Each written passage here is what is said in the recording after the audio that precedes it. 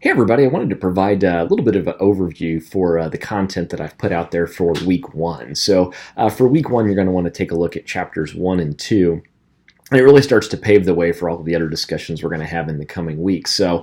Chapter 1 starts to talk about data, and you're probably going, okay, yeah, I get it. But step back for a minute and think about healthcare and think about all of the inputs and outputs to the system, right? All this data is getting captured. We've been doing that for a long time. Unfortunately, for a long time, it was done on paper. I've been doing it mostly electronically for a long time now. So we've gotten to that point where things are captured electronically for the most part, right? Still a little bit of pen and paper going on, and it'll eventually find its way gone.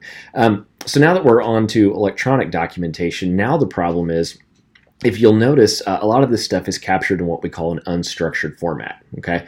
And that happened because we were capturing data just like we were in the charts, people writing in text, okay? So unstructured data is just that. It's clinicians documenting in the chart via actually typing out text. All right, so typing those patient narratives, those progress notes, all of those things, right?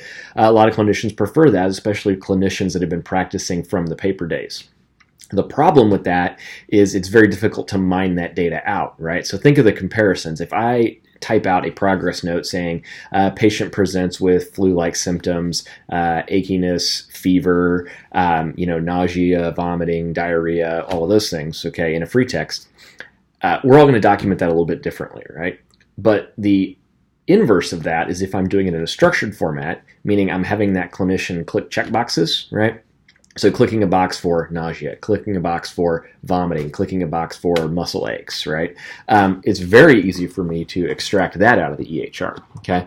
So we're kind of at that point of how do we change this? Now, let's also add in all of these devices that we have, okay? Let's add in the wearables, okay? A large number of Americans are now wearing some type of fitness tracker, Apple Watch, Fitbit, Garmin, something to that effect, right? Okay, that data is captured by the patient. Okay, it can be not as reliable. Okay, so we're wanting to put that into the EHR.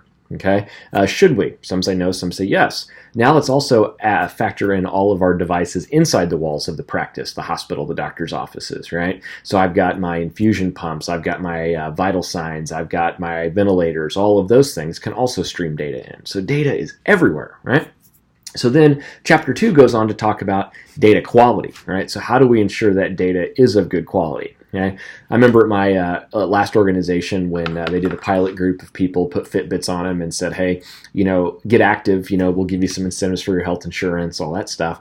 And one guy actually admitted to me that he would go home every night and he would put his Fitbit on his dog's collar and would sit in the backyard drinking a beer while he threw the tennis ball to the dog. So the dog is getting all the steps for him, okay? So not what we would consider quality data, right? So we got to think about how do we capture data, how do we know that it's of quality, and then how do we store it effectively and also efficiently, and then also filter out all the noise, okay? So go back to that example of wearables, right?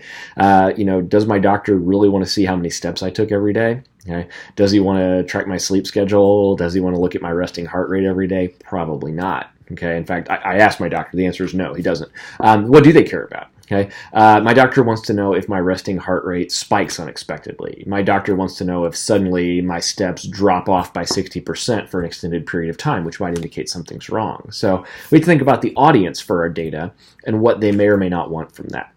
So those are some of the things I want to challenge you to think about this week. We'll kind of lay that foundation, and then we'll start to move into the practice of this. But you'll oftentimes in the informatics space hear the acronym GIGO, garbage in, garbage out. Okay, so we've got to put good quality data into our systems to get good quality data out. So hope you all have a great week.